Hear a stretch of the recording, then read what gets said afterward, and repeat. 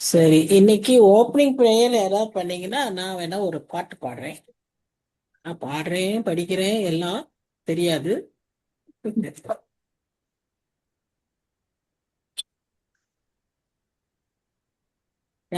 யார் opening prayer பண்றீங்க? நான் பண்றேன் சிஸ்டர். பண்ணுங்க பண்ணுங்க ப்ளீஸ். துதிக்கிறோம் அப்பா, உமக்கு நன்றி செலுத்துகிறோம் அப்பா. தகப்பனே, இந்த நல்ல சாயங்கால வேளைக்காக உமக்கு கொடா கொடி நன்றி செலுத்துகிறோம். இந்த 7வது மாதத்தின் கடைசி நாட்கள்ல வந்து நிற்கிறோம் கர்த்தாவே. ஒருவேளை இந்த மாதத்தை ஆரம்பித்த எத்தனையோ பேர் இந்த நாள்ல இல்ல. ஆனா எங்களுக்கு ஜீவன் சுகம் பலன் தந்து கிருபையா ஆயுசு நாட்களை கூட்டி தந்திருக்கிறீர் சுவாமி. அதற்கு ஒரு நோக்கம் உண்டு. எங்களை வெறுமையாக்கி அர்ப்பணிக்கிறோம். இந்த நல்ல அந்தி பொழுதுக்காக உமக்கு நன்றி செலுத்துகிறோம் அப்பா. உங்களுடைய பிள்ளைகளாக நாங்க கூடியிருக்கிறோம். ஒருவேளை ஒரு முகத்தை ஒருவர் பார்த்து பேச முடியாட்டியும் இந்த நல்ல டெக்னாலஜி மூலமா நாங்க இணைந்து இந்த பைபிள் ஸ்டடியில கலந்து கொள்ள தந்த கிருபைக்காக உமக்கு கொடா கொடி நன்றி. யாரெல்லாம் கனெக்ட் ஆகியிருக்கிறாங்களோ ஒவ்வொருவருக்காக உமக்கு நன்றி செலுத்துகிறோம். சிஸ்டருடைய டிராவல்ல கூடவே இருந்து சேஃபா கோயம்புத்தூர் ரீச் பண்ண கிருபை செய்தி உமக்கு நன்றி செலுத்துகிறோம் அப்பா. இந்த பைபிள் ஸ்டடி எங்களுக்கு ஆசீர்வாதமாக மாற்றித்தாங்க. எங்களோடு கூட நீங்க பேசுங்க. உங்களுடைய வசனம் ஜீவன் உள்ளது கர்த்தாவே. விதைக்கப்படுகிற விதை 30, 60, 100மாக பலன் கொடுக்கணும். எங்களுக்கு ஒன்னஸ் அண்ட் ஸ்பிரிட்டை நீங்க தாங்க. அதை டீப்பா நாங்க படிக்கிறதுக்கு எங்களுக்கு பலன் தாங்க. எங்களோடு கூட தொடர்ந்து இடைப்படுங்க. இந்த நேரம் எங்களுக்கு ஒரு ஃப்ரூட்ஃபுல்லான ஒரு டைமா, ஆசீர்வதிக்கப்பட்ட ஒரு டைமா இருக்க நீங்க கிருபை பாராட்டுங்க. எந்த தடையும் ஏற்படாதபடி நீங்க காத்துக்கொள்ளுங்க. உங்களுடைய கரத்துல வெறுமையாக்கி அர்ப்பணிக்கிறோம். துவக்கம் முதல் முடிவு வரை நீர் காத்து வழி நடத்தி ஒவ்வொருவரோடும் கூட நீர் இடைப்படும். மீட்பர் இயேசுவின் நாமத்தில் கேட்கிறோம் தகப்பனே. ஆமென். Thank you sister. ரொம்ப நல்ல ஒரு அர்த்தமுள்ள ஒரு ஜெபத்தை பண்ணினீங்க. சரி, கர்த்தருடைய பரிசுநாமத்துக்கு ஸ்தோத்திரம்.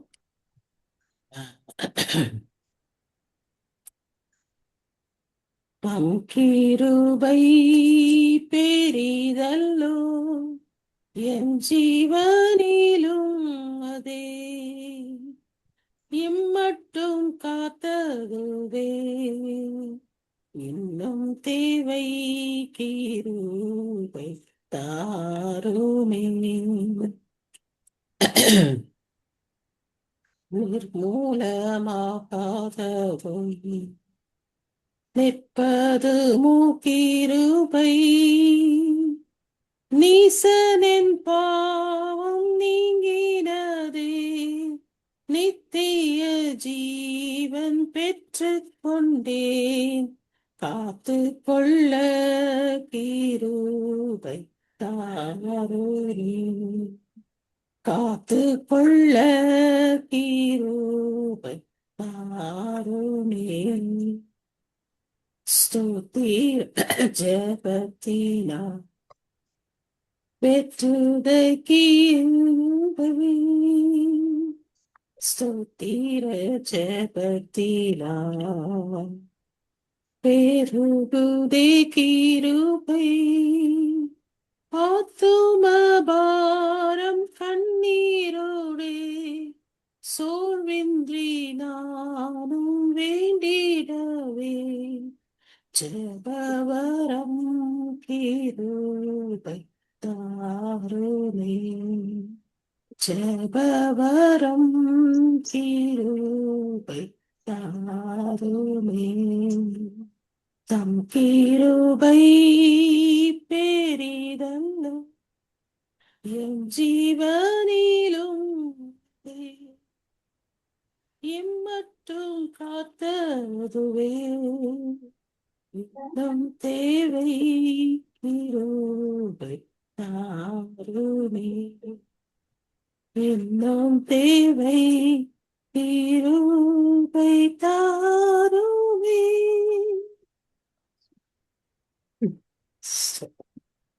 கர்த்தருடைய பரிசுநாமத்துக்கு ஸ்தோத்திரம்.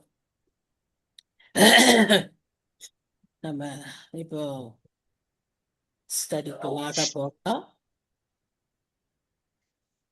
கர்த்தரின் நாமத்தினாலே உங்களை நான் வரவேற்கிறேன். இன்றைக்கு நாம ஏசாயா 62ஆம் அதிகாரத்தை தியானிக்க இருக்கிறோம்.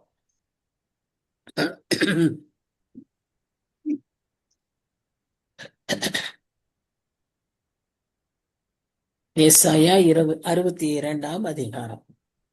இந்த ஏசாயா 62ஆம் அதிகாரத்தை பார்த்தீங்கன்னா, இது எருசலேம் ஜனங்களுக்கும் எருசலேமில் உள்ள மக்களுக்கும் சொல்லப்பட்டிருக்கிற ஒரு தரிசனம்.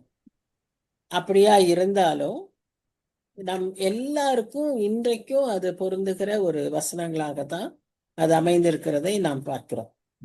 எப்பவுமே வேத வசனங்கள் நம்ம பொதுவா சொல்லுவோம், அது முக்காலத்துக்கும் பொருந்தும் என்று நாம் சொல்லுவோம். அதுபோல இந்த வசனங்கள் இன்றைக்கு நாம் தியானிக்க இருக்கிற வசனங்களும் நமக்கும் வெகு வெகு என்ன சொல்றது, டைரக்டா பொருந்துகிற மாதிரியான வசனங்களா இருக்கிறத நாம் பார்க்கிறோம்.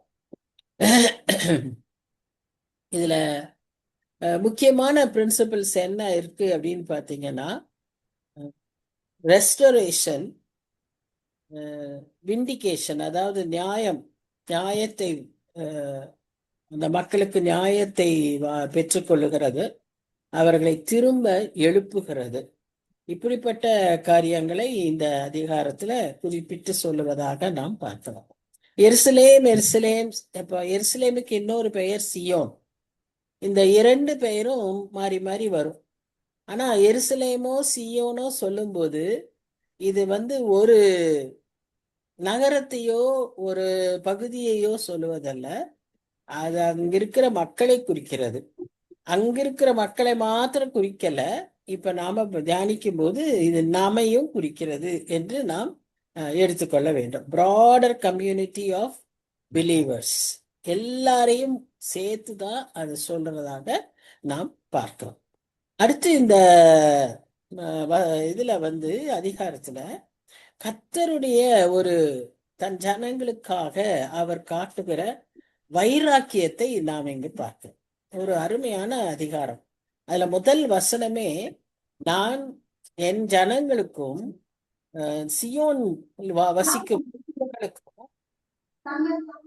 அவர்களுக்கு நிறைவேற வேண்டிய காரியங்கள் நிறைவேறும் வரைக்கும் நான் சும்மா இருக்க மாட்டேன், I will not keep silent அப்படிங்கிற மாதிரி ஒரு காரியத்தை நாம இந்த ஃபர்ஸ்ட் வசனத்திலேயே நாம பார்க்கிறோம். அவ்வளவு ஒரு ஆர்வத்தோடு வைராக்கியத்தோடு சொல்வதை பார்க்கிறோம். வசனத்தை பார்த்தீங்கன்னா, சியோனின் நிமித்தமும் எருசலேமின் நிமித்தமும் நான் மௌனமாயிராமலும் அதன் நீதி பிரகாசத்தை போலவும் அதன் ரட்சிப்பு எரிகிற தீவட்டியை போலவும் வெளிப்படும் மட்டும் அமராமலும் இருப்பேன். பாருங்க, சியோன் எருசலேம்னா ரெண்டும் அந்த ஒரே நகரத்தை குறிக்குதுன்றது முதல்ல நாம் பார்த்தோம். அவர் என்ன சொல்றாருன்னா, நான் மௌனமா இருக்க மாட்டேன், நான் அமராமல் இருக்க மாட்டேன். So I will not rest, I will not keep silent. எதுக்கு? அவங்களுக்கு நியாயம் கிடைக்கணும், அந்த நீதி. ஏன்னா இந்த மக்கள், எருசலேம் மக்களை பற்றி நாம் அறிவோம், அவர்கள்தான் உலகத்திலே அதிகமாய் பாடுபடுகிறவர்கள், எல்லாராலும் ஒதுக்கப்பட்டவர்கள், எல்லாராலும் ஒடுக்கப்பட்டவர்கள், அப்ரஸ்ட். அப்படிப்பட்ட அந்த ஜனங்களுக்கு ஒரு நீதி கிடைக்கணும், நியாயம் கிடைக்கணும். அது வரைக்கும் நான் சும்மா இருக்க மாட்டேன். அந்த நீதி எப்படி இருக்கணும்னா பிரகாசமா இருக்கணும், எல்லா ஜனங்களும் பார்க்கணும். அவர்களுடைய ரட்சிப்பு, அவர்களுடைய விடுதலை, அவர்களுடைய டெலிவரன்ஸ் அது எரிகிற தீவட்டியை போல வெளிப்படணும்.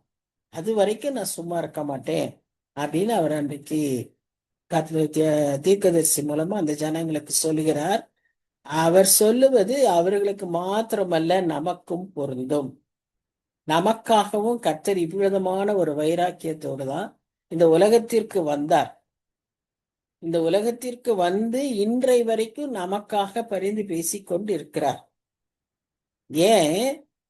நம்முடைய நீதியும் நம்முடைய ரட்சிப்பும் பிரகாசமாய் மற்ற ஜனங்களுக்கு தெரியும்படியாக. ஏன்னா நமக்காக அவர் எவ்வளவு பெரிய கிரயத்தை செலுத்தியிருக்காரு, அவர் எவ்வளவு பெரிய காரியத்தை செஞ்சிருக்கார். முதலாவது அவர் பிதாவின் இடத்திலிருந்து இறங்கி நம்மோடு கூட சமமாக இந்த உலகத்திற்கு வந்தார். அது அது ஒரு பிக் லீப், ஒரு பிக் ஸ்டெப். அடுத்தது தன்னுடைய ஜீவனை சிலுவையிலே நமக்காக கொடுத்தார். இந்த இரண்டையும் அனுபவித்திருக்கிற மக்களாகிய நாம் அவர்களை காட்டிலும் அதிகமாய் கணக்கு கொடுக்க வேண்டியது. அவர்களை காட்டிலும் நாம் அதற்கு நன்றி சொல்ல வேண்டியவர்கள். அவர்களுக்காக அன்றைக்கு அவர் வைராக்கியமா இருந்தாருன்னா அந்த வைராக்கியத்தை முழுமையா நம்மளதான் காண்பித்தார். நாம் புதிய ஏற்பாட்டு கிறிஸ்தவர்களாகிய நமக்கு தான் அது அதிகமாய் காண்பித்தார் என்று சொல்லி நம்ம பார்க்கிறோம். ஆனா அதோடைய விளக்கத்தை, அந்த தரிசனத்தை நாம் இந்த அதிகாரத்துல பார்க்கிறோம். இந்த எருசலேம் ஒரு நல்ல ஃபங்க்ஷனிங் சிட்டியா இருந்தா கூட, நம்ம படத்துல பார்த்தோம், ஜனங்கள் போறாங்க வராங்க, எந்நேரம் அசில் பசில் தான் அந்த இடம். ஒரு கடைவீதி மாதிரி. எந்த நேரமும் வெளிநாட்டுல இருந்து மக்கள் வருவாங்க, இங்க ஆலயத்துக்கு வருவாங்க, விசிட் பண்ண வருவாங்க, டூரிஸ்ட் வருவாங்க. ஏதோ ஒண்ணு நடந்துகிட்டே இருக்கும் அந்த நாட்கள்ல இருந்தே. அப்படிதான் அந்த சிட்டி. அதே சமயத்துல எல்லா போர்னாலையும் பாதிக்கப்படுகிறவர்கள் அவர்களாய் இருப்பார்கள், ஒதுக்கப்படுகிறவர்கள் அவர்களாய் இருப்பார்கள். இப்போ இனி வரும் நாட்களிலே ஏசாயா காலத்துக்கு அப்புறம் என்ன நடக்கும்? பாபிலோனியர் முற்றுகையிடுவார்கள். இப்படியெல்லாம் ஒரு சூழ்நிலை அந்த இடத்துல இருந்தாலும் அந்த மக்கள் ஆவிக்குரிய விஷயத்துல ரொம்ப பின்தங்கினவர்களாய் இருந்ததினாலதான் கர்த்தர் இந்த இடத்துல அவர் முக்கியமா சொல்றாரு, அவர்கள் அப்படியா இருந்தா கூட நான் அவர்களுக்காய் வைராக்கியம் பாராட்டி, நான் அவர்களுக்கு ஒரு நீதி நியாயம் கிடைக்கும் வரைக்கும், ஒரு ரட்சிப்பு கிடைக்கிற வரைக்கும் அவர்களுக்காய் நான் வைராக்கியம் பாராட்டுவேன். கர்த்தர் மாத்திரம் அப்படி வைராக்கியம் பாராட்டி இருக்கலன்னா இன்னைக்கு நீங்களும் நானும் இன்றைக்கு இருக்கிற கோடி கோடி ஜனங்களைப் போல அஞ்ஞானிகளாய் இருந்திருப்போம். உண்மையான தெய்வத்தை அறிந்திராமல் இருந்திருப்போம். கர்த்தர் அப்படி ஒரு வைராக்கியத்தை பாராட்டினதினாலதான், அதை நமக்கு அந்த வெளிச்சம் கிடைத்ததினாலதான் நாம இன்னைக்கு இந்த நிலைமையில இருக்கோம். இதற்கு நம்ம எப்பவுமே நன்றி சொல்ல வேண்டியவர்களா இருக்கிறோம். இப்படி கைவிடப்பட்ட ஒதுக்கப்பட்ட இந்த ஜனங்கள் இந்த நகரத்திற்கு அவர் சொல்ற ஃபர்ஸ்ட் ரெஸ்டரேஷன் என்னன்னு பாத்தீங்கன்னா, ஜாதிகள் உன் நீதியையும் சகல ராஜாக்களும் உன் மகிமையையும் காண்பார்கள். அதாவது ஜாதிகளும் ராஜாக்களும் உன் மகிமையை காண்பார்கள் அப்படின்னு சொல்லி, ஏன்னா அவங்க வெளிச்சம் அப்படியாய் வெளிப்படும் என்று சொல்லி நாம பார்க்கிறோம். இத சங்கீதம் 102 சங்கீதத்துல 13, 15 வசனங்களிலும், சங்கீதம் 138 45 வசனத்திலும் நாம் இதை பார்க்கிறோம். இந்த இந்த பொருளை பார்க்கிறோம். என்னது? ராஜாக்கள் அவர்கள் வணங்குவார்கள், அவர்கள் இந்த மகிமையை காண்பார்கள், கர்த்தருடைய மகிமையை காண்பார்கள், அவருடைய நாமத்தை பிரசங்கிப்பார்கள் அப்படின்னு சொல்லி இந்த சங்கீதங்களிலே நாம் வாசிக்கிறோம். அதாவது எல்லாராலே ஒதுக்கப்பட்ட அந்த நகரம் இப்போ அந்த அளவுக்கு உயர்த்தப்படும். அடுத்து ஒரு 3 காரியத்தை அவர் சொல்றாரு. அவங்களுக்கு ஒரு பிளெஸ்ஸிங்கா அதை அவர் அவங்களுக்கு சொல்றாரு. என்ன சொல்றாரு? முதல்ல, கர்த்தருடைய வாய் சொல்லும் புது நாமத்தால் நீ அழைக்கப்படுவாய். அப்போ உன்னுடைய ஐடென்டிட்டியே மாறிடும். நம்ம ஐடென்டிட்டி மாறணும்னு சொன்னா முதல்ல நமக்குள்ள என்ன இருக்கணும்னா, நமக்குள்ள ஒரு born again எக்ஸ்பீரியன்ஸ் வரணும். நமக்குள்ள ஒரு டிரான்ஸ்ஃபர்மேஷன் இருக்கணும். ஸ்பிரிச்சுவலா அப்படிப்பட்ட ஒரு மாற்றம் ஏற்படும் போதுதான் அவருடைய வாயிலிருந்து ஒரு புது நாமத்தால் அழைக்கப்படுவோம் என்று சொல்லி நம்ம பார்க்கிறோம். வெளிப்படுத்தல் விசேஷத்துல 7 சபைகளுக்கு அவர் செய்திகளை சொல்வதை பார்க்கிறோம். அதுல இந்த பெர்கமு சபைக்கு அவர் சொல்லுகிற போது அவர்களை பற்றி எல்லாம் சொல்லி, ஆனாலும் நீ மனம் திரும்பு அப்படின்னு அவர் ஒரு கட்டளையை கொடுத்து, அப்படி நீ மனம் திரும்பி ஜெயம் கொண்டாயானால் உனக்கு நான் என்னெல்லாம் செய்வேன் அங்க அவருக்கு சொல்லும் போது 3 காரியத்தை அங்க சொல்றாரு. மன்னாவை தருவேன், அந்த 7 கண்களை உடைய கல்லை தருவேன் அப்படிலாம் சொல்லிட்டு, கடைசியா சொல்றாரு, உனக்கு ஒரு புதிய நாமத்தை கொடுப்பேன். நாம் அந்த புதிய ராஜ்யத்துக்குள்ள போகும்போது, அந்த நித்திய ராஜ்யத்துக்குள்ள போகும்போது நாம் ஒவ்வொருவருக்குமே அவர் புதிய நாமத்தை கட்டளையிடுவார். ஏன்னா நம்ம யாரும் எல்லாரும் அங்க போகும்போது எப்படி போவோம்? ஜெயம் கொள்ளுகிறவர்களாய் நாம் போவோம். அப்படி நாம ஜெயம் கொள்ளுகிறவர்களா போகும்போது ஒரு புதிய நாமத்தை கட்டளையிடுவார். அதை இங்கேயே அவர் ஒரு தீர்க்க தரிசனமா சொல்றாரு. எப்படி அது யார் அந்த நாமத்தை தருவாரு? கர்த்தருடைய வாய் சொல்லும் புது நாமத்தால் நீ அழைக்கப்படுவாய். என்ன ஒரு ஆசீர்வாதம் பாருங்க, ஸ்லாக்கியம். இரண்டாவதாக, நீ கர்த்தருடைய கையில் அலங்காரமான கிரீடம். கர்த்தருடைய கையில் அலங்காரமான கிரீடம். அடுத்தது, உன் தேவனுடைய கரத்தில் ராஜ முடியுமாய் இருப்பாய். இது இன்னும் கொஞ்சம் நாம கிளியரா பார்க்கணும்னு சொல்லி பார்த்தோம்னா, இங்க நாம என்ன பார்க்கிறோம் சொல்லி பார்க்கிறோம். நமக்கு ஒரு கிரீடம் கிடைக்கிறது நாம ஓரளவு அறிந்திருக்கிறோம். அவர் நமக்கு நீதியின் கீழ் யாரெல்லாம் கர்த்தருடைய பிரசன்னத்திற்காக காத்திருக்கிறார்களோ அவர்கள் எல்லாருக்கும் இந்த நீதியின் கிரீடம், ஜீவ கிரீடம் இதெல்லாம் கொடுக்கப்படும் சொல்லி பவுல் நமக்கு சொல்லியிருக்காரு. பேதுருவும் நிறைய கிரீடங்களை பற்றி நம்ம கிட்ட பேசியிருக்காரு இல்லையா? நமக்கு நல்லா தெரியும். ஆனா இதுல நமக்கு கொடுக்கப்படுகிற கிரீடம், நான் இங்க சொல்ற காரியம் வித்தியாசம். இங்க என்ன சொல்றாருன்னா, நாம பெறுகிற கிரீடம் அல்ல, நாமே அவருக்கு கிரீடமாயிருப்போம். அவருடைய கரத்துல அவருக்கு மகிமையான கிரீடமாய் நாம் இருப்போம் என்று சொல்லி அங்க நாம பார்க்கிறோம். அதே மாதிரி அவருடைய கரத்திலே நாம கையிலே கிரீடமா இருப்போமா, கரத்திலே ராஜ முடியுமாய் இருப்போம்னு சொல்லி பார்க்கிறோம். அதிகாரம் உள்ளவர்களாக அவருடைய பவரா, அவருக்கு ஒரு என்ன சொல்றது, அவருக்கு ஒரு புகழ்ச்சியாய் நாம் இருப்போம் என்று சொல்வதை பார்க்கிறோம். இத பவுல் அவர் தன்னுடைய சபையான தெசலோனிக்கே சபைக்கு அவர் சொல்றாரு பாருங்க. 1 தெசலோனிக்கே 2ஆம் அதிகாரம் 19ஆம் வசனத்துல நீங்க வாசிச்சு பார்த்தீங்கன்னா அங்க சொல்வாரு, நீங்கள் எங்களுக்கு மகிழ்ச்சியும் கிரீடமுமாய் இருக்கிறீர்கள். இப்ப நாம அவர் நம்மை சொல்றாரு. இப்ப பவுல் அதே ஒரு எக்ஸ்பீரியன்ஸ்ல, அதே ஒரு இமோஷன்ல அவருடைய சபை மக்களுக்கு அவர் சொல்றாரு, நீங்கள் எங்களுக்கு மகிழ்ச்சியும் கிரீடமுமாய் இருப்பீர்கள்னு. நாம நம்முடைய பிள்ளைகளை பார்த்து சொல்றோம். ஒருவேளை நம்ம சண்டே ஸ்கூல்ல எடுக்கிறவர்களா இருந்தோம்னா, அல்லது ஆவிக்குரிய மாதிரி யாரையும் நடத்திருந்தோம்னா அவங்களையெல்லாம் பார்த்து நம்ம இப்படிதான் நாம சொல்லுவோம், நமக்கு மகிழ்ச்சியாய் அவர்கள் நம்முடைய மகிழ்ச்சியா இருக்காங்க. அவர்களுடைய ப்ரோக்ரஸ், அவர்களுடைய ஸ்பிரிச்சுவல் இம்ப்ரூவ்மெண்ட், டெவலப்மெண்ட் நமக்கு ஒரு கிரீடமா இருக்கு, நமக்கு மகிழ்ச்சியா இருக்குன்னு நம்ம சொல்றோம்ல. அது போல நம்மை அவர் தன்னுடைய கரத்துல கிரீடமாக, ராஜமுடியாக அவர் பார்க்கிறார் என்று சொல்லி நாம பார்க்கிறோம். இது அவர் வைத்திருக்கிற நம்மை குறித்து அவர் வைத்திருக்கிற எதிர்பார்ப்புகள், நம்மை குறித்து அவர் வைத்திருக்கிற ஆசீர்வாதங்களை நம்ம எளிதில் விளங்கி கொள்ளவே முடியாது. அதற்காக கூட நாம ஜெபிக்க வேண்டும். ஏன்னு சொன்னா, நீங்க எபேசியர் 1ஆம் அதிகாரம் 18ஆம் வசனத்துல பவுல் அந்த எபேசு சபைக்கு சொல்றாரு.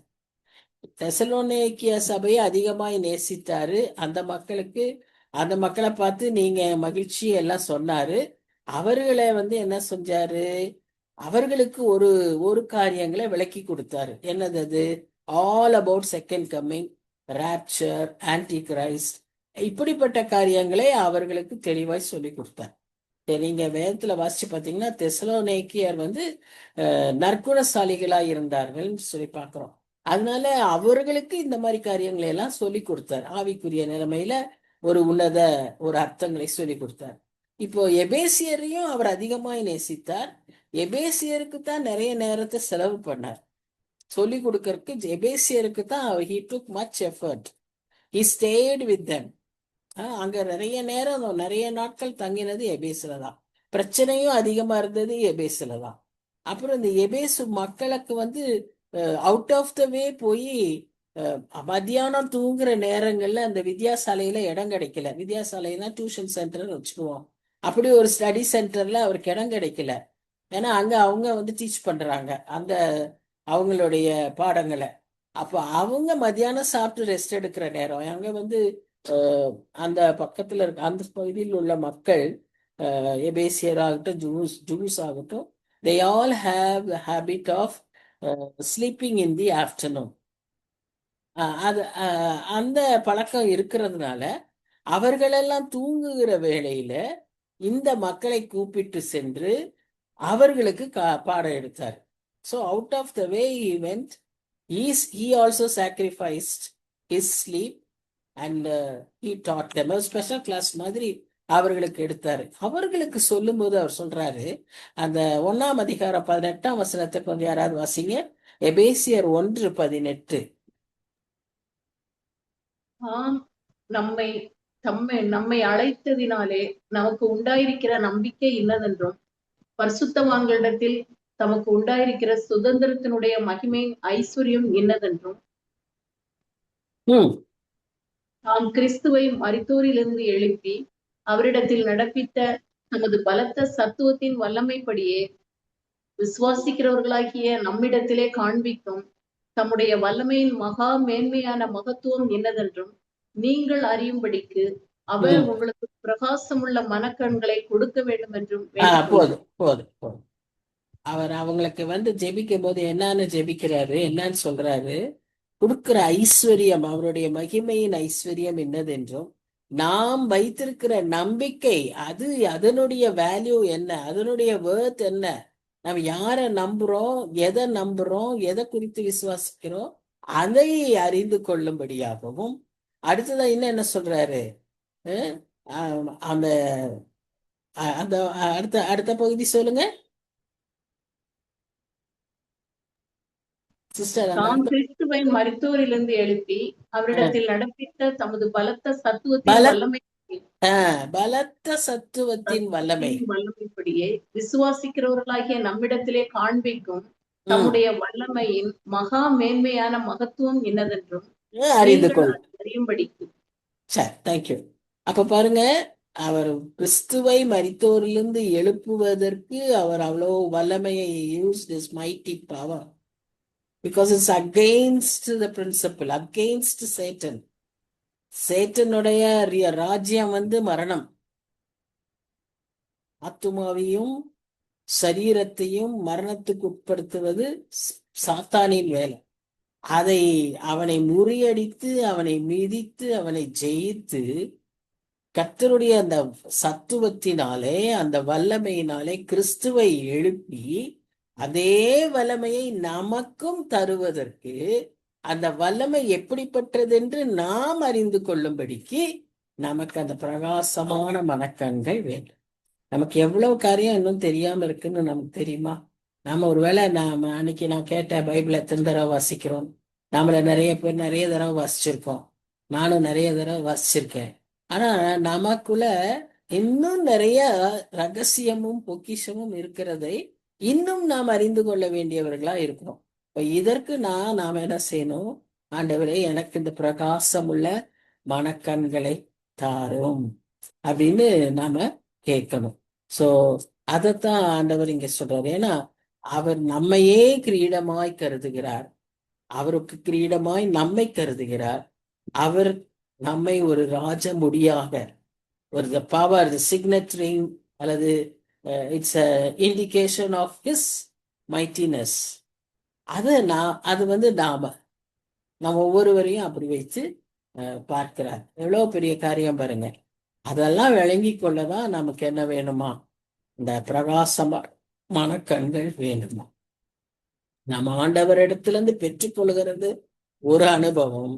நாம் ஆண்டவருக்கே சொந்தமாய் மாறுவது, ஆண்டவருக்கே ஒரு மகிமையாய் மாறுவது, அது இன்னொரு அனுபவம். அவருடைய சுதந்திரத்தை நாம் இன்ஹெரிட் பண்றது ஒரு அனுபவம். நாமே அவருடைய சுதந்திரமாய் மாறி விடுகிறது இன்னொரு அனுபவம். இந்த உயர்ந்த அனுபவத்திற்குள்ளாகத்தான் கர்த்தர் நம்மை மாற்ற வேண்டும் என்று விரும்புகிறார். இப்போ 4ஆம் 5ஆம் வசனங்கள். இந்த 4ஆம் 5ஆம் வசனங்கள் ஒரு அருமையான வசனங்கள். இதுல என்னென்ன பார்க்கிறோம்? இந்த எருசலேமை பார்த்து சொல்றாரு, இனி நீ கைவிடப்பட்டவள் எண்ணப்படாமல். ஏன்னா அதான் நான் முதல்ல இருந்தே சொன்னேன், அவங்கள மாதிரி சஃபர் பண்ணவங்க வேற யாருமே கிடையாது. இன்னைக்கு காஷ்மீர் பார்த்தீங்கன்னா, காஷ்மீர் அப்புறம் இந்த மற்ற பகுதிகளில் இருக்கிறவங்க எல்லாரையும் பார்த்தீங்கன்னா, they are the most ஒப்ரஸ்ட் once, இல்லையா? அப்போ அந்த அந்த மாதிரி ஒரு பிரச்சனைக்குள்ளான எந்த நேரமும் குண்டு சத்தம், எந்த நேரமும் ஒரு இப்ப இஸ்ரேல் மக்கள், ஈரான் மக்கள், இந்த கத்தார், குவைத் அந்த பகுதியில் உள்ள மக்கள், இவங்களுக்கெல்லாம் குண்டு சத்தமும் கண்ணை விழிச்சா பயமும், ஓ எந்திரிச்சிட்டோமா அப்படிங்கணும், சைரன் சத்தம் கேட்டா ஓடணும். சொல்றாங்க அந்த ட்ரெஞ்சுக்குள்ள போனா உட்கார கூட இடம் இருக்காதான். சில நேரங்கள்ல அவர்ஸ் டுகெதர் நின்றுட்டே இருக்கணுமா. அப்புறம் மூச்சு விடுறதுக்கு திணற வேண்டிய ஒரு சூழ்நிலை. அங்க இருக்கிறவங்களுக்கு சுவாசிக்கிறதுக்கு ஆக்சிஜன் கஷ்டப்படுறவங்களுக்கு, வீசிங்க இருக்கிறவங்களுக்கு எல்லாம் என்ன செய்ய முடியும்? யோசிச்சு பாருங்க. அந்த மாதிரியான ஒரு பயங்கரமான சூழ்நிலையில தான் எப்பவுமே எருசலேம் இருந்திருக்கு. கைவிடப்பட்ட ஒரு சூழ்நிலை. ஆனா இனி நீ, ஏன்னா அதனாலதான் முதல்ல பார்த்தோம், இஸ் அ ரெஸ்டோரர். அவர் ரெஸ்டரேஷனை அங்க சொல்றாருன்னு பார்த்தோம். அது இந்த ரெஸ்டோரராய் இங்க நம்ம பாக்குறோம். அவர் கொடுக்குற ஆசீர்வாதம், இனி நீ கைவிடப்படவே மாட்ட. ஆனா உன்னை நான் எப்படி சொல்ல போறேன்னா, இனி நீ உன்னை கைவிடப்பட்டவள்னு சொல்ல மாட்டாங்க. இனி நீ உன்னுடைய தேசம் பாழான தேசம்னு சொல்ல மாட்டாங்க. ஏன்னா நான் உன்மேல் பிரியமாய் இருக்கிற தேசமாய் இதை நான் மாற்றுவேன். நீ என்னுடைய மணவாட்டியாய் அதை மாற்றுவேன். இப்போ ஆண்டவருடைய மணவாட்டின்னு சொல்லும்போது எவ்வளவு ஒரு சிறப்பான ஒரு காரியம் பார்த்துக்கோங்க. அந்த மாதிரி இந்த நகரத்தை, இந்த ஜனங்களை நான் மாற்றுவேன் அப்படிங்கிறாரு. அதற்கு அடையாளமாகத்தான் ஒரு புதிய நாமத்தை அவர்களுக்கு கொடுக்கிறார். என்னது அது? எப்சிபா பியூலா. எப்சிபான்னு சொன்னா உன்மேல் பிரியமாய் இருக்கிறார். பியூலான்னு சொன்னா உன் தேசம் வாழ்க்கைப்படும், அல்லது உனக்கு நீ மணவாளியாய் மாறிவிடுவாய் அப்படிங்கிறது தான் இந்த இந்த இடத்துல நாம பார்க்கிறோம். இப்ப அடுத்த வசனத்துல நாம பார்க்கறது என்னன்னு சொன்னா,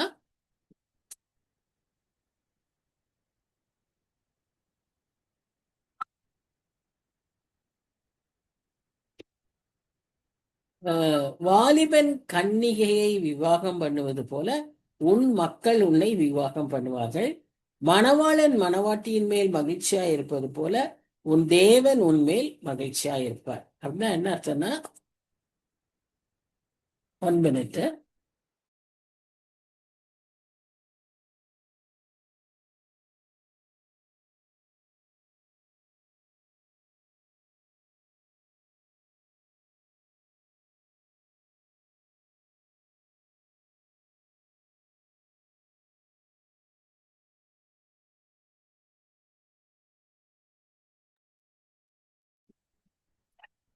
சோ வாலிபன் கன்னிகையை விவாகம் பண்ணுவது போல உன் மக்கள் உன்னை. நீங்க இப்ப நான் கொஞ்சம் ரீசெண்டா ஒரு 2-3 கல்யாணங்களை பார்த்தேன். அப்ப அதுல பார்க்கும்போது இந்த மாப்பிள்ளையும் பொண்ணுக்கும் இருக்கிற ஒரு மகிழ்ச்சியை பார்த்தீங்கன்னா, அங்க அந்த ஸ்பிரிட் வந்து எல்லாரையுமே தொத்திக்கும். எல்லாருமே ரொம்ப சந்தோஷமா அந்த ஒரு கல்யாணத்துல யாருமே சோகமா இருக்க மாட்டாங்க. இல்ல, எங்கேயுமே கல்யாணம்னு சொன்னாலே சின்ன பிள்ளைகள்ல இருந்து வயசானவங்க வரைக்கும் ஒரு ஒரு மகிழ்ச்சி, ஒரு சந்தோஷம். அதுவும் விசேஷமாய் மணவாளனும் மணவாட்டியும் அவர்கள் ஒரு தனி உலகத்திலேயே இருப்பாங்க, இல்லையா? அந்த அளவுக்கு கர்த்தர் நம்மேல் மகிழ்ச்சியாய் இருப்பார். அதே அளவுல கர்த்தர் நம்மேல் பிரியமாய் இருக்கிறார். நம்முடைய நிலைமை எப்படிப்பட்டதா இருக்கு? இடிஞ்சு போன நிலைமை, கைவிடப்பட்ட ஒரு நிலைமை, பாழான தேசம்னு சொல்லப்படுகிற ஒரு நிலைமை.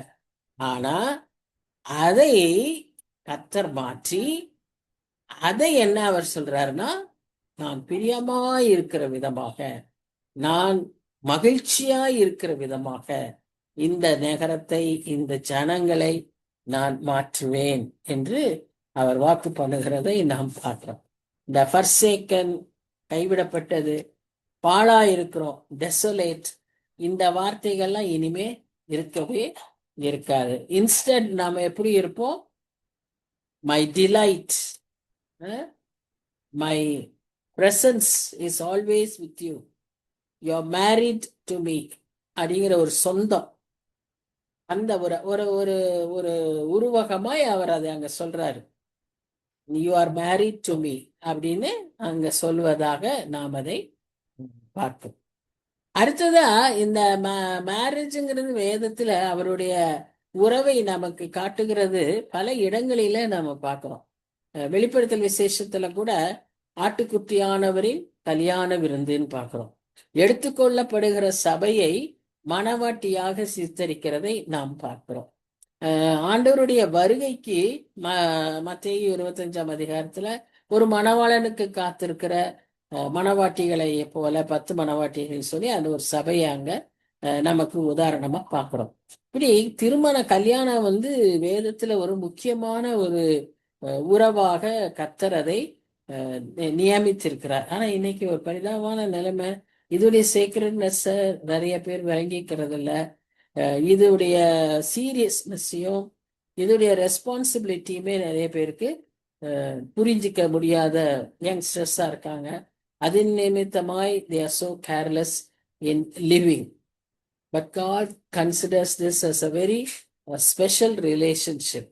இது எவ்வளவு வருஷம் ஆனாலும், அதனாலதான் ஒவ்வொரு திருமண காரியங்கள்ல, கிறிஸ்தவர்களுடைய திருமணங்கள்ல இது ஒரு முக்கியமான ஒரு காரியம். ஒவ்வொரு முறையும் ஒரு திருமணத்துல பெண்ணும் மாப்பிள்ளையும் அவர்களுடைய வவுஸ் ரெனியூ பண்ணும்போது இருக்கிற எல்லா கப்புள்ஸும் they will renew their vows இல்ல, அப்படி ஒரு எக்ஸ்பீரியன்ஸ் கிறிஸ்டியன் மேரேஜஸ்ல தான் இருக்கும்.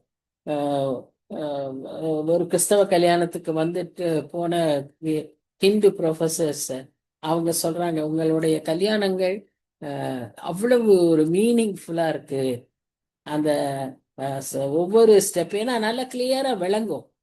எங்களோட கல்யாணத்துல எல்லாம் என்ன சொல்றாங்கன்னா விளங்காது, ஆனா உங்களோட ஒவ்வொரு ஸ்டெப்பும் விளங்குது. எப்படி கடவுளை முன்னிறுத்தி நீங்க திருமணத்தை செய்றீங்க, அதுல ஒவ்வொரு ஸ்டெப்லயும் நீங்க என்ன பண்றீங்க, என்ன அவங்க ஒருத்தருக்கு ஒருத்தர் எப்படி நீங்க அந்த பாண்டை நீங்க இது பண்ணிக்கிறீங்க, இதெல்லாம் ரொம்ப நல்லா இருந்ததுன்னு சொல்லி ஹிந்து ப்ரொஃபசர்ஸ் கிறிஸ்டியன் மேரேஜஸ் பார்த்து சொன்னதை நாங்க கேள்விப்பட்டிருக்கோம். ஸோ அந்த மாதிரி நம்முடைய இந்த இடத்துல கர்த்தர் என்ன செய்யறாருன்னா, எப்சிபா, யூலா என்று சொல்லி நம்மை, இன்னைக்கு நாம நிறைய பேர் இந்த பேர் வச்சிருக்கோம், ஆனா அந்த பேருடைய உண்மையான அர்த்தமும் அந்த பேருக்கான பொறுப்பும் நமக்கு தெரியுமான்னு தெரியல. எல்லாருடைய பேர்லயுமே வெறும் எப்சிபா பியூலான்னு கிடையாது, நம்ம ஒவ்வொருவருடைய பேர்லயும் ஒரு அர்த்தம் உண்டு. அப்ப அந்த அர்த்தம் என்னன்றத விளங்கி அதை நாம பெருக்கி கொள்ளணும். 5 தாலந்து கொடுத்துருக்காரு, இவருக்கு 1 தாலந்து தான் கொடுத்தாரு. இவர் எந்த நேரமும் 5 தாலந்து உள்ளவங்களையும் 2 தாலந்து இருக்கிறவங்களையும் பார்த்துட்டு தனக்கு கொடுத்த 1 தாலந்து அவரை வந்து பிரயோஜனமே படுத்தல. அப்படிப்பட்டவர்களாய் நாம இருக்கக்கூடாது. அடுத்ததாக இங்க நான் உன்னில் பிரியப்படுகிறேன், உன்னில் மகிழ்ச்சியா இருக்கிறேன், அவருடைய பிரசன்னத்தை அங்க வாக்கு பண்ணும்போது அவர் இன்னொன்றை செய்யறாரு. அந்த பிரசன்ஸ் என்னது? It is a loving presence. It is a loving presence. உலகெல்லாம் தரக்கூடாத ஒரு அன்பின் பிரசன்னம். அந்த அன்பின் ஆழம் உயரம் எதுவுமே நம்மால் என்ன செய்ய முடியாது, விளங்கி கொள்ளவே முடியாது. தான் எபேசியர் 3ஆம் அதிகாரம் 18-19 வசனங்கள்ல வாசிக்கிறோம். அவருடைய அன்பின் ஆழம் உயரம் அகலம் நீளம் எதுவுமே நமக்கு புரியாது. அந்த அன்பு இன்னைக்கு உலகத்துல எங்கேயும் நாம் பார்க்க முடியாது. நாம் காட்டுகிற அன்பு அந்த அன்புக்கு மேட்சே ஆகாது. ஏன்னா நாம காட்டுற அன்புல 2 காரியம் இருக்கும். ஒண்ணு சுயநலம் இருக்கும். நான் அன்பை காட்டும் போது எனக்கு என்ன கிடைக்குது, what will I get back, if I get back I will show love அப்படிங்கிற ஒரு அன்பு தான் 90% இன்னைக்கு உலகத்துல இருக்கு. இன்னும் ஒரு 10% என்ன அப்படின்னா கடமையினால, we are obliged to love, அதனால நாம அதை வந்து அன்பாய் இருக்கிறோம். It can even become mechanical. Application, கணவன் மனைவி, ஒரு பெற்றோர் பிள்ளை, அண்ணன் தங்கை. இப்போ நமக்கு வந்து we have to show love. அதனால we are showing love. அந்த மாதிரியான ஒரு ஆப்ளிகேஷன். இதான் இந்த உலகத்துல இருக்கிற அன்புகள். அந்த அன்பு வித்தியாசமா இருக்கும். ஃப்ரெண்ட்ஸ் மத்தியில இருக்கும், ஹஸ்பண்ட் ஒய்ஃப்குள்ள இருக்கும், பெற்றோர்களுக்குள்ள இருக்கும், எப்படி வேணா இருக்கலாம். ஆனா கடவுள் நம்ம மேல வைத்திருக்கிற அன்போ அது வந்து அகாப்பே லவ். அந்த அன்பு எப்படிப்பட்டது? Sacrificial love. எனக்குன்னு எதையுமே வச்சுக்காது. அதுதான் 1 கொரிந்தியர் 13ஆம் அதிகாரத்துல 4ஆம் வசனத்துல இருந்து நம்ம வாசிக்கிறோம். முதல் வசனத்துல இருந்து வாசிக்கிறோம், அது ஆவிக்குரிய விஷயத்துல பேசுது. 4ஆம் வசனத்துல இருந்து பார்த்தா பிராக்டிக்கலா நாம பார்க்கிறோம். கற்புகளை நாடாது, பிறர்க்கு தீங்கு செய்யாது, இதெல்லாம் அங்க வரிசையா வரும். அது அப்படிப்பட்ட ஒரு பிராக்டிக்கல் லவ் எக்ஸ்பிரஷன் வந்து எப்போ முடியும்னு சொன்னா, இந்த தேவ அன்பு நமக்குள்ள ஊற்றப்படும். வேதம் சொல்லுது, எப்ப நமக்குள்ள அந்த அன்பு ஊற்றப்படும்னா, நாம கர்த்தருடைய பிள்ளைகளாய் மாறி அவருடைய ஆவியை நம்மேல் தங்கும்போது, அந்த ஆவியை நாம் பெற்றுக்கொள்ளும் போது அது நம்மேல் ஊற்றப்படும். அந்த பரிசுத்த ஆவியானவர் எப்ப நமக்குள்ள வருவாரு? எபேசியர் 1ஆம் அதிகாரத்துல வாசிக்கிறபடி, நாம ரட்சிக்கப்படும் போது, நம்முடைய பாவங்களை அறிக்கை செய்து அவரை இரட்சகராய் நாம் ஏற்றுக்கொள்ளும் போது பரிசுத்த ஆவியானவர் நமக்குள் வருகிறார். அவரே அச்சாரமாய் இருக்கிறார்.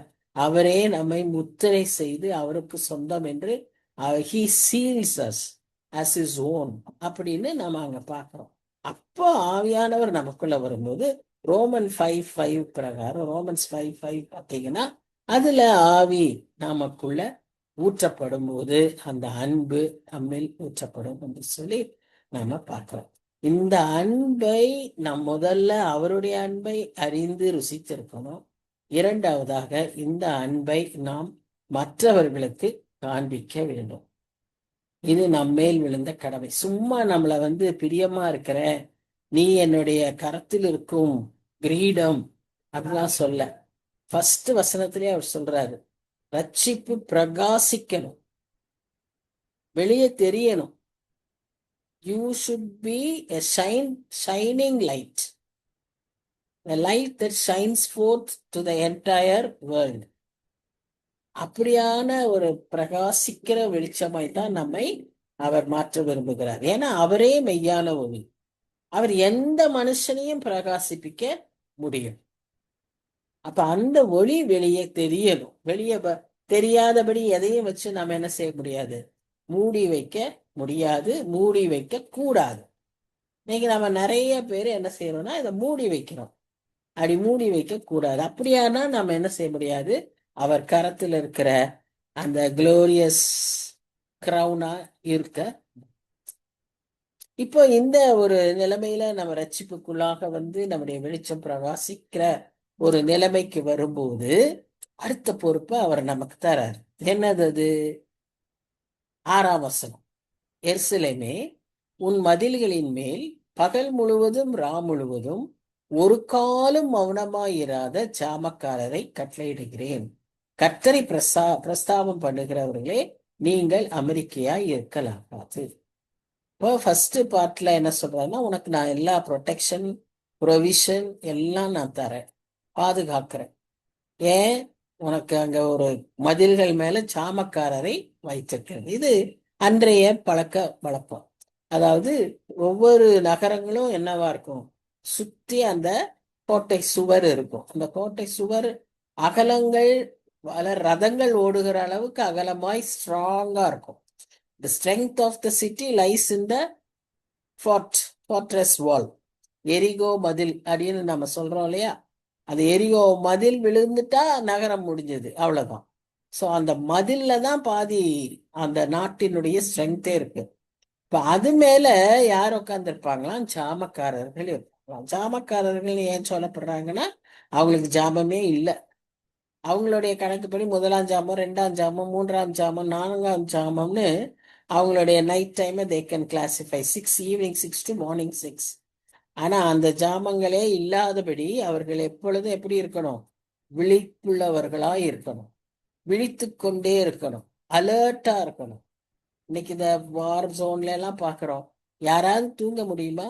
அந்த ஷிப்ல இருக்கிறவங்க ஒருத்தரும் தூங்க முடியாது.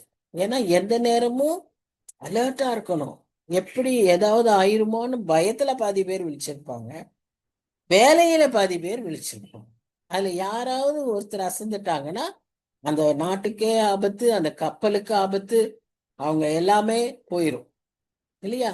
அது போல விழிப்பாய் காத்திருக்கிற மக்களாய் சாமக்காரரை உங்களுக்கு நான் வைத்திருக்கிறேன் அப்படின்னு அவர் அங்க சொல்வதை நாம பார்க்கிறோம். அப்புறம் அந்த வசனத்துல இன்னும் என்ன சொல்றாருன்னு நீங்க பாத்தீங்கன்னா, நீங்க சும்மா இராதீங்க. அடுத்த வசனம் 7ஆம் வசனத்துல நீங்க பாத்தீங்கன்னா அவர் சொல்வாரு, என்னையும் சும்மா இருக்க விடாதீங்க. அவர் எருசலேமை ஸ்திரப்படுத்தி பூமியிலே அதை புகழ்ச்சியாக்கும் வரைக்கும் அவரை அமர்ந்திருக்க விடாது. நீங்களும் அமர்ந்திராதீங்க, அவரையும் அமர்ந்திருக்க விடாதீங்க அப்படின்னு கர்த்தர் கட்டளை இடுகிறார். அப்போ ஒரு 3 முக்கியமான கருத்துக்களை சொல்றார். ஒன்று, நாம நன்றாய் புரிந்து கொள்ள வேண்டியது, முதல் வசனத்திலிருந்து அவர் சொல்றது, சியோனுக்கும் எருசலேமுக்கும் நியாயமும் ரட்சிப்பும் நீதியும் கிடைக்கும் வரை நான் அமர்ந்திருக்க மாட்டேன், நான் அமைதியாகவும் இருக்க மாட்டேன். I will not keep silent, I will not rest. இது ஃபர்ஸ்ட் வசனத்திலிருந்து இந்த அதிகாரத்துல சொல்றாங்க. First thing. இரண்டாவதாக, அவரை நம்பி காத்திருக்கிற ஜனங்கள் அமைதலாய் அமெரிக்கையாய் அடியே ஹாப்பியா ரிலாக்ஸ்டா இருக்கக்கூடாது. நீங்களும் என்ன செய்யணும்? செபித்து கொண்டே இருக்க வேண்டும்.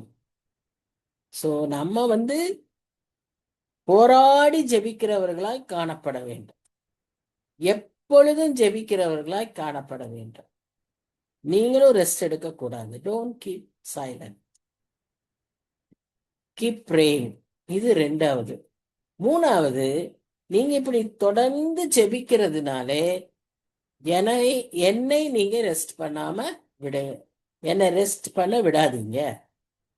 நான் சோர்ந்து விடாதபடி நீங்கள் உற்சாகமாய், ஏன்னா அவர் முன்னாலே நமக்கு சொல்லியிருக்கார் பாருங்க, நீங்க சோதனைக்குள் விழாதபடிக்கு நீங்கள் விழித்திருந்து ஜெபம் பண்ணுங்கள் அப்படின்னு நமக்கு சொல்லியிருக்கிறாரு. இது அவருடைய அனுபவம், அதனாலதான் அவர் அப்படி சொல்லியிருக்கிறார். God is a prayer warrior. He is the first prayer warrior. அவரை நாம அவருடைய வாழ்க்கையில பார்த்தோமானால் எல்லா காலத்திலும் அவர் ஜெபிக்கிறவராகவே காணப்படுகிறார். அவர் தனியா இருக்கும்போதும் ஜெபிக்கிறாரு, மேல மலைக்கு போறாரு, வனாந்தரத்துக்கு போறாரு, கடலுக்கு போறாரு, கூட்டத்தை விட்டு விலகி போயிடுவாரு ஜெபிக்கிறதுக்காக. அப்புறம் எந்த அற்புதத்தை செய்யறதுக்கு முன்னாலேயும், எந்த ஹீலிங் நடக்கிறதுக்கு முன்னாலேயும் அவர் ஜெபிக்கிறார்.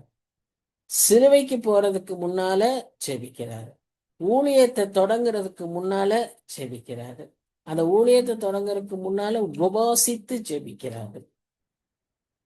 He as a human, he wants to show to us that we need to control all our fleshy things. அதற்காக அவர் அங்க காண்பிக்கிறார், தன்னை அப்படியாக ஜெபிக்கிறவராய் காண்பிக்கிறார். இப்படி அவர் நமக்கு ஒரு நல்ல முன்மாதிரியாக அவர் இருக்கிறதுனால அவர் என்ன சொல்றாரு, என்ன ரெஸ்ட்ஃபுல்லா விட்டுறாதீங்க.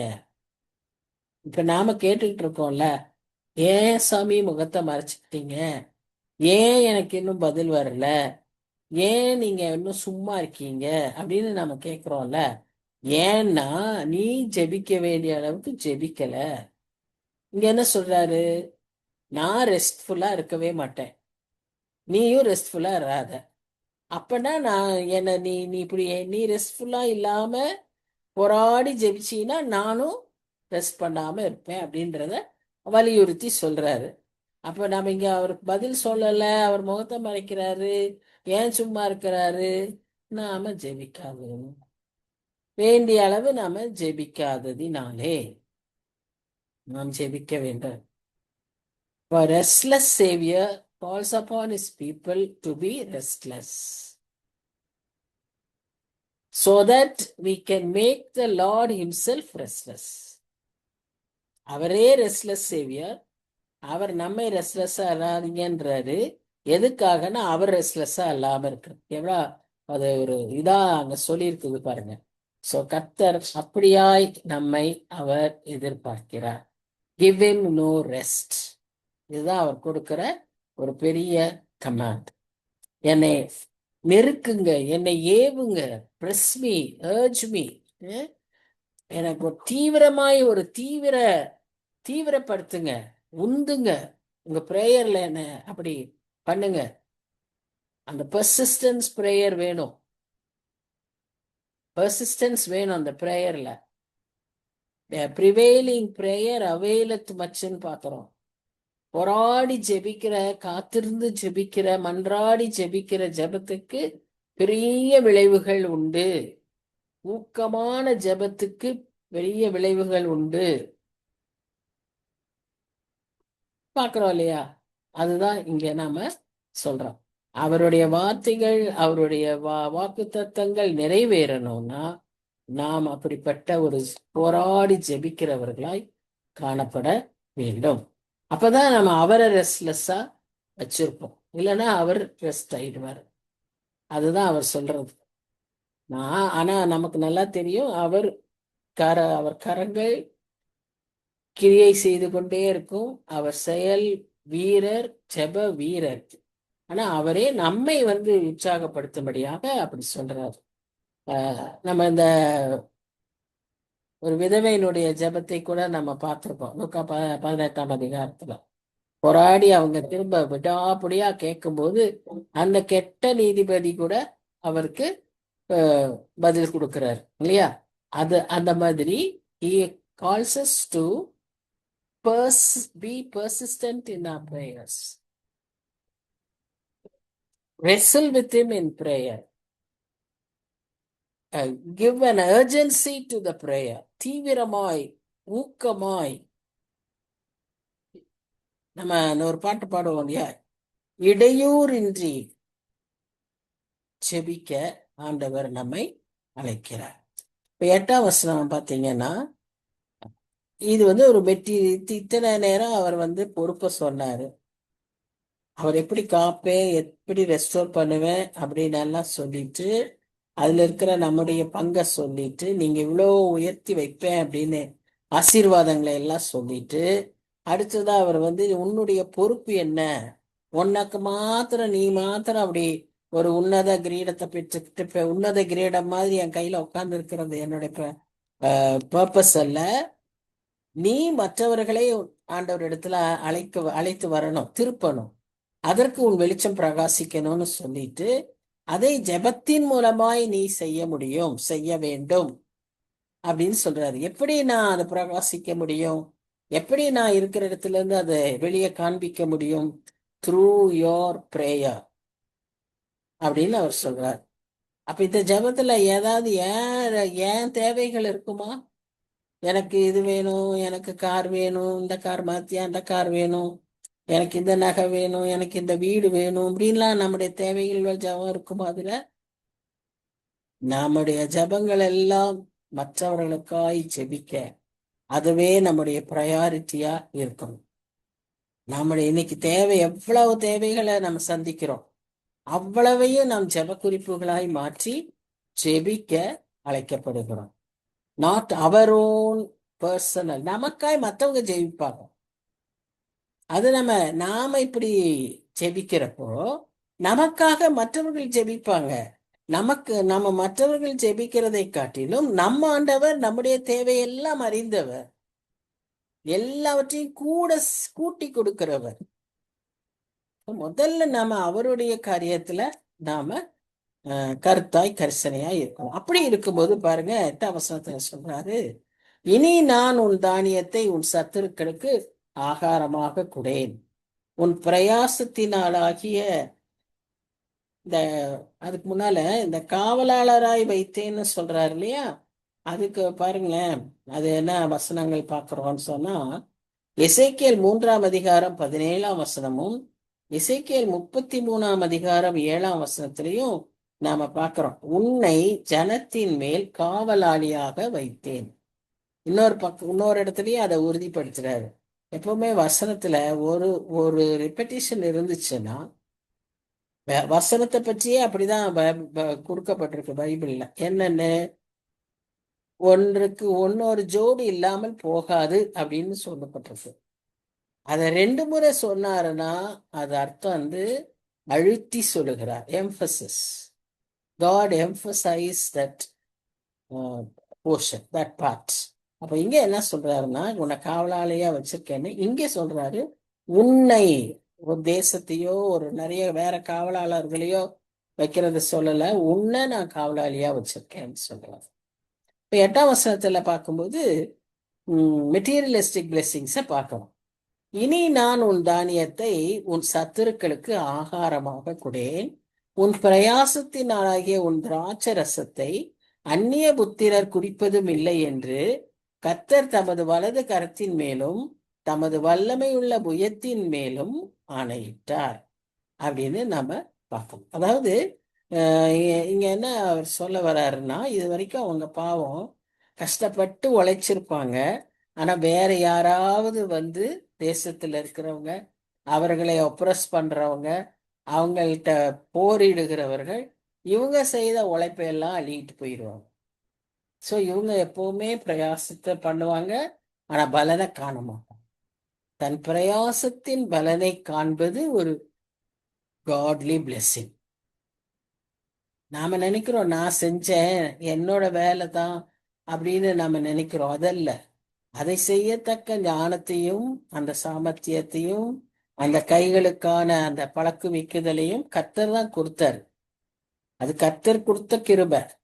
அடுத்ததா அத பலனை நீ சாப்பிடணும்னா அது அவர் ஆசீர்வதிக்கணும். இல்லைன்னா நீ இது எல்லாம் செஞ்சு you will not enjoy the fruit.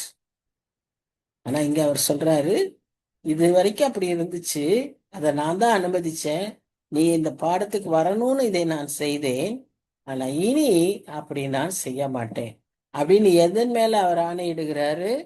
தன்னுடைய வலது கரத்தின் மேலும் வல்லமையுள்ள புயத்தின் மேலும் கர்த்தர் ஆணையிடுகிறார். தன் மேல தன்னுடைய கரத்துல அவர் ஆணையிடுகிறார். நமக்கு வலது கரத்தை பற்றி தெரியும், அவருடைய வல்லமையுள்ள புயத்தை பற்றியும் நமக்கு தெரியும்.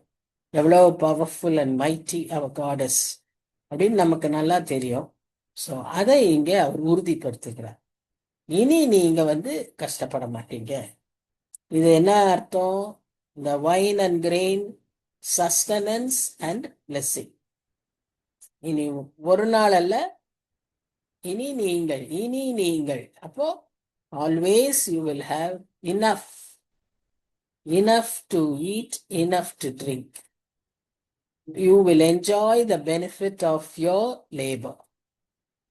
உழைத்து பலன் பெறலன்னு சொன்னா அது எவ்வளவு கஷ்டம். விவசாயிக அநேக சமயத்துல அவங்க அப்படி கதறுகிறத நம்ம பார்க்கிறோம்.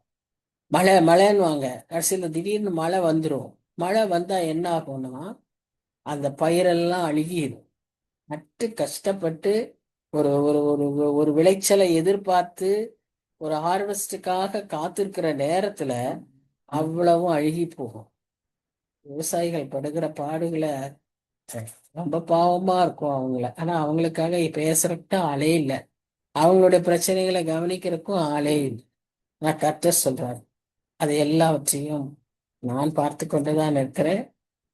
பிரயாசப்படுகிறதுக்கு பலனை அனுபவிக்கிறது ஒரு ஆசீர்வாதம், அது என் கையில் இருக்கிறது என்று அவர் சொல்றார்.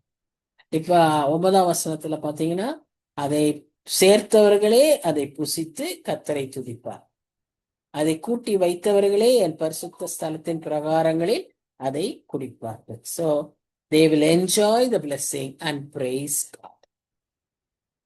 அவருடைய ஃபெய்த்ஃபுல்னஸ், அவருடைய உண்மைய மக்கள் அந்த தேங்க்ஸ் கிவிங் ஸ்பிரிட்டோடு கர்த்தரை ஆராதிப்பார்கள் என்று அவர் சொன்னார். அதுதான் ரொம்ப முக்கியம். 10 குஷ்டரோகிங்க இருந்தாங்க, 9 பேர் தான், ஒருத்தர் தான் வந்தா, 9 பேர் வரல. அவங்க பெற்ற சுகத்தை போய் உடனே அவங்களுடைய சொந்தக்காரங்களுக்கு சொல்ல ஓடிட்டாங்க. அவங்க ஜனங்களை காட்டுக்கு போயிட்டாங்க. நான் ஒருத்தர் மாத்திரம்தான் திரும்ப வந்து ஆண்டவர்கிட்ட நன்றி செலுத்த வருகிறேன். நம்முடைய உள்ளமும் எப்பவுமே அப்படி இருக்கணும். பெற்ற கடவுளிடத்துக்கு நாம் நன்றி சொல்லுகிறவர்களாய், மறவாதவர்களாய் இருக்கணும். எந்த நேரமும் நான் அவரை துதிக்கணும். அவரிடத்துல என்னுடைய நன்றி பலிகளை செலுத்துகிறவர்களாய் நாம் இருக்க வேண்டும். கடைசி 10ஆம் வசனம், 12 வசனம் இருக்கு, 10ஆம் வசனம். வாசல்கள் வழியாய் பிரவேசியுங்கள், பிரவேசியுங்கள். ஜனத்துக்கு வழியை செவைப்படுத்துங்கள். பாதையை உயர்த்துங்கள், உயர்த்துங்கள். அதிலுள்ள கற்களை பொறுக்கி போடுங்கள். ஜனங்களுக்காக கொடியை ஏற்றுங்கள்.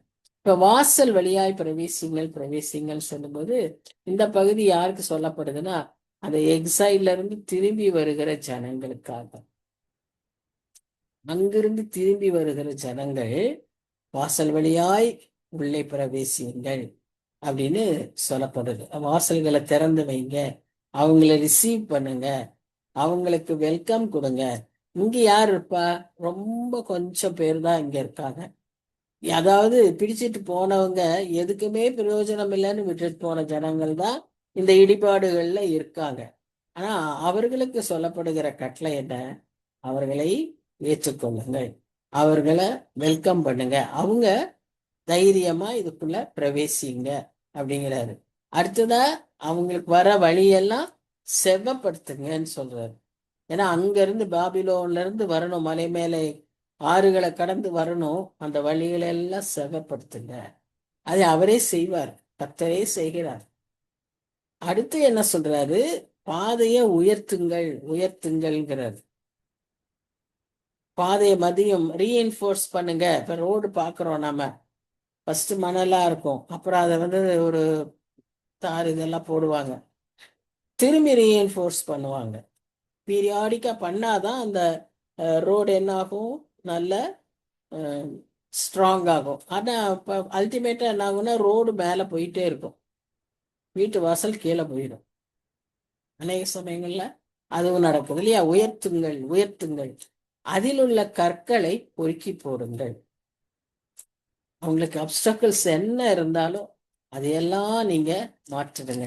இது வந்து ஒருவேளை அன்னைக்கு இருந்த சூழ்நிலையை சொன்னாலும் இன்னைக்கு நமக்கு it's a call to action. Bring them in. வெளியே இருக்கிற ஜனங்களை உள்ளே அழைத்து வாருங்கள்.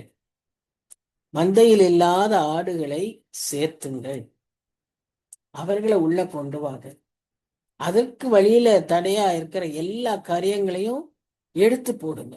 வாட் எவர் மேபி, அவர்களை ரிசீவ் பண்ணுங்க.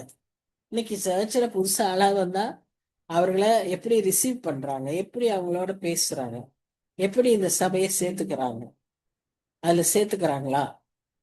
அல்ல அது அவங்க வந்துட்டு அது ஒரு பூச்சி மாதிரி பாக்குறாங்களா, அல்லது அவங்கள ரொம்ப இன்செக்யூரா ஃபீல் பண்ண வைக்கிறாங்களா?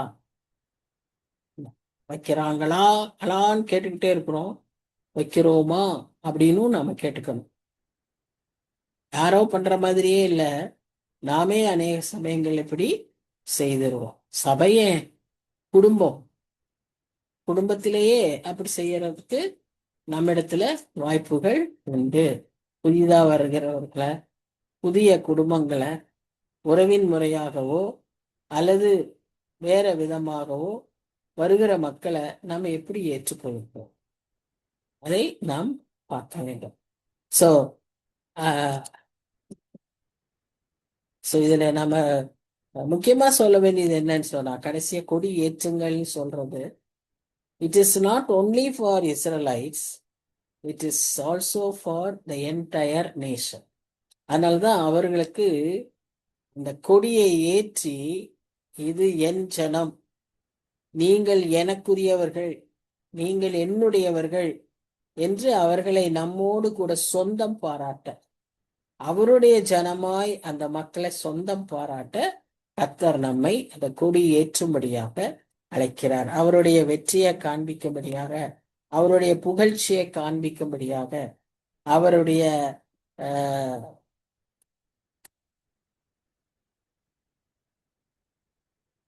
ஜெயத்தை காண்பிக்கும்படியாக அந்த ஜனங்களை நம்மோடு கூட சேர்த்தும்படியாக கர்த்தர் நமக்கு கட்டளையிடுகிறார்.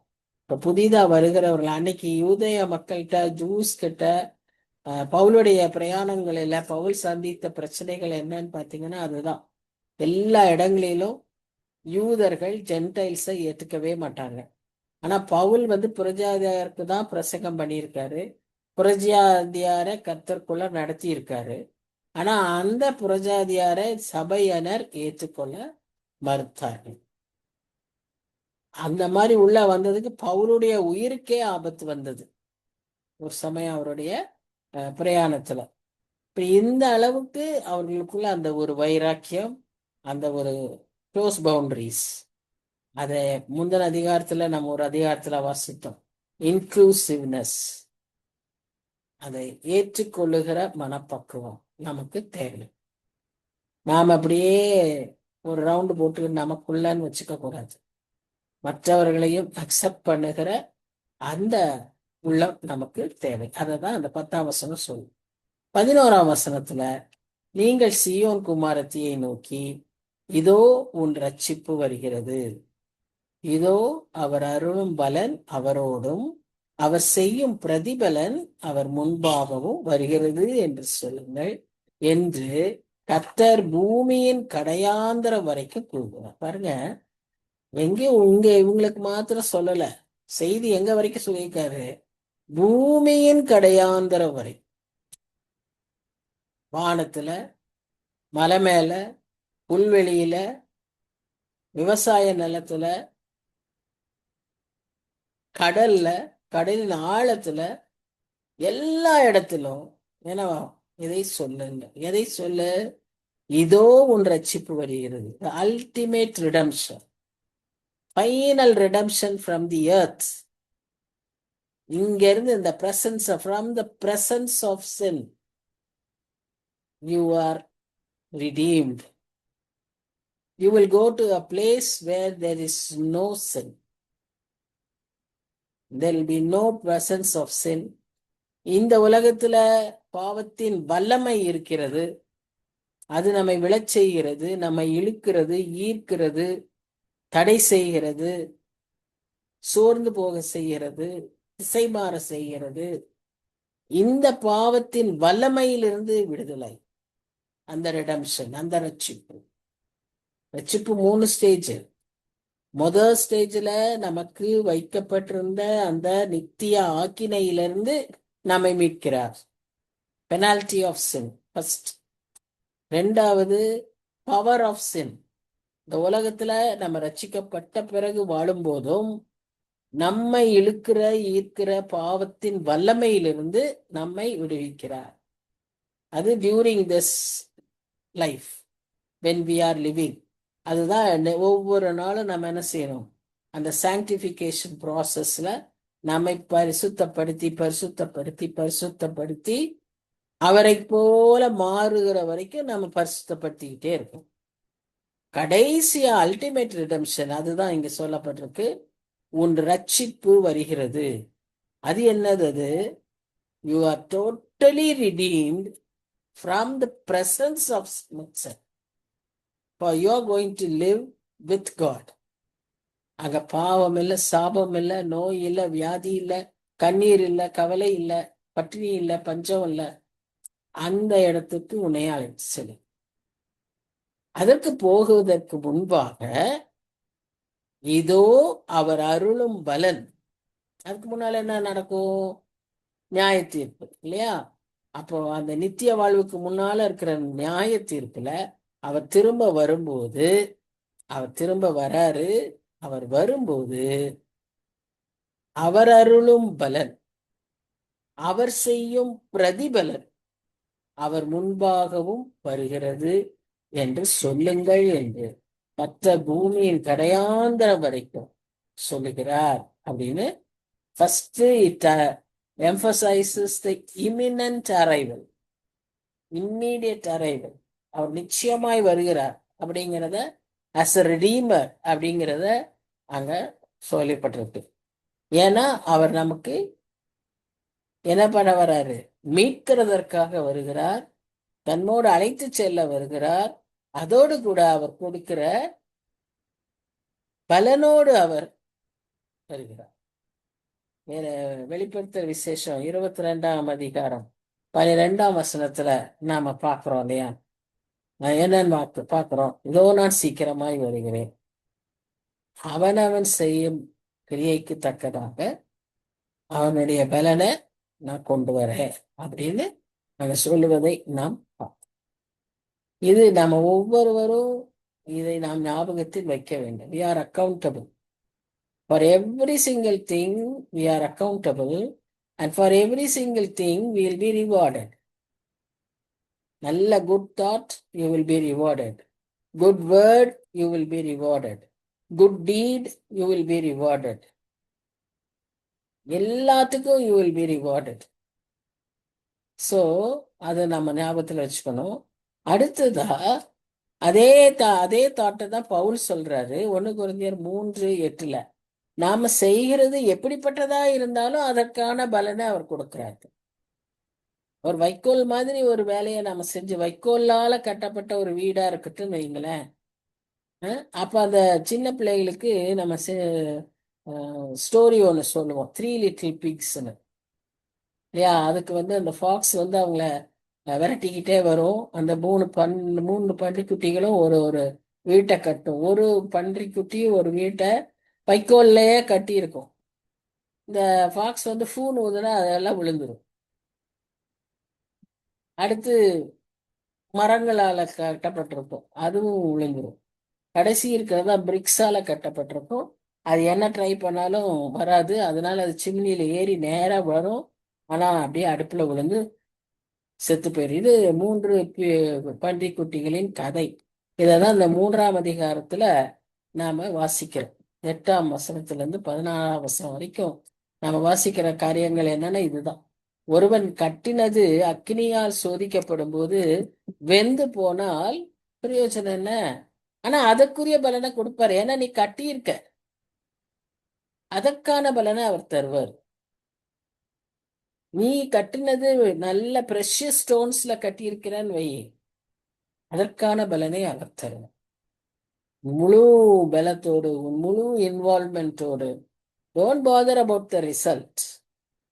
Do what you have to do with all your might and power. உனக்கு இருக்க கொஞ்சமா அந்த கொஞ்சத்தை செய். இந்த ஒரு மனுஷனை போல காத்துட்டு அவனையும் இவனையும் பார்த்துக்கிட்டு எனக்கு ஒண்ணுதான் கொடுத்தாங்கன்னு நினைச்சிட்டு அது மண்ணில் பொதிச்சா போகுதுன்னு இருக்கக்கூடாது. கர்த்தர் உன்னிடத்திலேயே எதிர்பார்த்தார், உன்னையும் கேட்டார், நீ என்ன செஞ்ச? அந்த ஒண்ணு அவருக்கு ப்ரெஷியஸ். அதனால நம்ம கொடுத்திருக்கிறத நாம என்ன செய்யணும்? பயன்படுத்தி நாம் அதற்கு முழு முயற்சியோடு அவருடைய காரியத்தை செய்யும் போது அதற்கான பலன் உண்டு. 1 கொரிந்தியர் 15ஆம் அதிகாரத்துல சொல்லப்படுகிற வசனம், சகல பிரயாசத்திற்கும் பலன் உண்டு. அதனால நாம சோர்ந்து போகவே வேண்டியதில்லை. அப்படிப்பட்டவர்களாய் நாம் இந்த உலகத்துல வாழும்போது, அவருடைய ஜாமக்காரர்களாய் உழைக்கும் போது, நம்முடைய உலக பிரகாரமான ஆசீர்வாதங்களை கொடுத்ததோடு நம்மை அவர் இப்படியாக ஆசீர்வதிக்கிறதை பற்றி அவர் சொல்றாரு. நான் வரும்போது உனக்கு நானு பலன் கொண்டு வருவேன், அப்ப நான் நிச்சயம் வரேன், நான் வருவேன். அந்த ஒரு அஷூரன்ஸை கொடுத்துட்டு 12ஆம் வசனத்துல அவர் சொல்றாரு, அவர்களை யார் என்று சொல்வாராம்? பரிசுத்த ஜனம் என்றும் கர்த்தரால் மீட்கப்பட்டவர்கள் என்றும் சொல்லுவார்கள். கைவிடப்பட்ட நகரம்னு இனிமே நீ பெயர் பெற மாட்ட. நீ என்ன மாதிரி பெயர் பெறுவ? தேடி கொள்ளப்பட்ட ஒரு நகரமாகவும் கைவிடப்படாத நகரமாகவும் பெயர் எடுப்பாய். இனி யாரும் உன்னை ஒதுக்க மாட்டாங்க. People will come seeking. உன்னை தேடி வருவாங்க, உன்னிடத்துல இருந்து கேட்கறதுக்காக வருவாங்க. நீ என்ன? பரிசுத்த ஜனம், கர்த்தரால் மீட்கப்பட்டவங்க அப்படின்னு ஒரு பெரிய ஒரு ஆசீர்வாதத்தோடு இந்த அதிகாரத்தை கர்த்தர் முடிக்கிறார். அவர்களை holy people, redeemed of the Lord அப்படின்னு அவர் சொல்றார். So once it was a desolate place, once it was a place which was left uncared for, no people lived, oppressed, ostracized, marginalized, அந்த விதமாய் கருதப்பட்ட நம்மையும் கர்த்தர் ப்ரெஷியஸா நினைக்கிறாரு. நம்மையும் அவர் இப்படியாய் மாற்றுவார். அநேகர் நம்மை தேடி வரவும், பரிசுத்த ஜனம் என்றும் கைவிடப்படாத நகரம் என்றும் அவர் நம்மை உயர்த்துவார்னு சொல்லி ஒரு நல்ல நோட்டோட, ஒரு பாசிட்டிவ் அஷூரன்ஸோட இந்த அதிகாரத்தை அவர் முடிக்கிறார். இது நமக்கும் ஒரு நல்ல உற்சாகத்தை கொடுக்கக்கூடிய வசனங்கள். அதனாலே நாம் நன்மை செய்வதிலே சோர்ந்து போகாதிருப்போம். அவருக்கென்று ஊழியம் செய்வதில் நாம தளராதிருப்போம். முழங்கால்களை பலப்படுத்துவோம். ஜெபித்து ஜெபித்து ஜாமக்காரர்களாய் நாம் விளங்குவோம். மக்களை ஜாமக்காரர்களுக்கு நிறைய வேலை இருக்கு. மக்களை எச்சரிக்கணும். வரக்கூடிய தூரத்துல வருகிற எதிரியை கண்டு அவர்களை எச்சரிக்க வேண்டும். அதே சமயத்துல விழித்திருக்கணும். நாம் ஆண்டவரோட போராடி ஜெபிக்கணும். ஸோ இத்தனை வேலைய நம்ம இடத்துல ஆண்டவர் கொடுத்திருக்கிறார், பொறுப்புகளை கொடுத்திருக்கிறார். அதை ஊக்கமாய் செய்யும் போது இப்படிப்பட்ட ஒரு நல்ல ஆசீர்வாதத்தை கர்த்தர் நமக்கு வைத்திருக்கிறார். ஜெபிக்கலாம். அன்பின் ஆண்டவரே, நன்றியோடு துதிக்கிறோம். இந்த அதிகாரத்தில் உள்ள 12 வசனங்களும் எங்களுக்கு 12 முத்துக்களாக ஆண்டவரே, எவ்வளவு அருமையான ஒரு சத்தியங்களை எங்களுக்கு உம்முடைய வைராக்கியத்தை முதல்ல ஆரம்பித்து நீர் எதை எதிர்பார்க்கிறீர் என்று எங்களுக்கு சொல்லி எவ்வளவாய் எங்களை உயர்த்தி கனப்படுத்தி நீர் நினைக்கிறீர் என்பதை அவர் எங்களுக்கு விளங்க பண்ணி, சுவாமி, தொடர்ந்து எங்களுடைய பொறுப்புகளையும் நீர் நினைப்பூட்டி, நீர் இப்படி நாங்கள் அப்படிப்பட்டவர்களாய் காணப்படும் போது நீர் எங்களை எவ்வளவோ ஆசீர்வாதமாய் வைத்திருக்கிறீர். உனக்கு உன்னுடைய கிரியைக்கு தக்க பலன் உனக்கு என் கூட வருதுன்னு சொல்லி எங்களுக்கு அந்த நிச்சயத்தை தந்ததற்காக நன்றி செலுத்துகிறோம். தாழ்த்தி நாங்கள் உங்களுடைய கரத்துல ஒப்பு கொடுக்கிறோம். சுவாமி, நீர் பொறுப்பேற்றுக் கொள்ளும், வழி நடத்தும். நேசிக்கிற இயேசு கிறிஸ்து மூலமாய் வேண்டிக் கொள்கிறோம் பிதாவே. ஆமென். ஆமென். என் ஆத்மாவே கர்த்தரை ஸ்தோத்திரி, என் முழு உள்ளமே பரிசுத்த நாமத்தை ஸ்தோத்திரி. என் ஆத்மாவே கர்த்தரை ஸ்தோத்திரி. அவர் செய்த சகல உபகாரங்களையும் பரவாது. ஆமென். Thank you. Thank you, sister. Good night. God bless you all. Thank you.